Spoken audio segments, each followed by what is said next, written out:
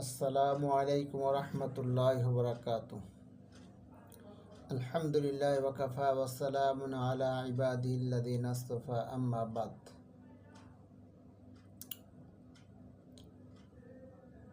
রাসূলুল্লাহ সাল্লাল্লাহু আলাইহি ওয়াসাল্লাম যখন জান্নাতে যাবেন তখন দেখবেন একদল নারী রাসূলুল্লাহ সাল্লাল্লাহু আলাইহি ওয়াসাল্লামের আগে আগে জান্নাতে যাচ্ছে।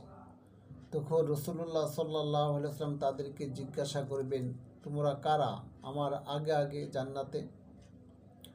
তখন ওই মহিলারা বলবেন, আমাদের পরিচয় কি জানেন? আমরা আপনারই উম্মত। তখন রাসূলুল্লাহ সাল্লাল্লাহু আলাইহি ওয়াসাল্লাম বলবেন, আপনাদের পরিচয় কি?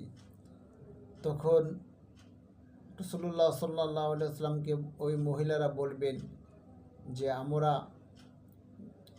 যৌবন অবস্থায় আমাদের স্বামী মারা গেছে, কিন্তু আমাদের সন্তানদেরকে মানুষের মতো মানুষ করার জন্য দিনী শিক্ষায় শিক্ষিত করে দিনদার বানানোর জন্য যৌবনটা কাটিয়ে দিয়েছি, আর বিবাহ বসি নাই।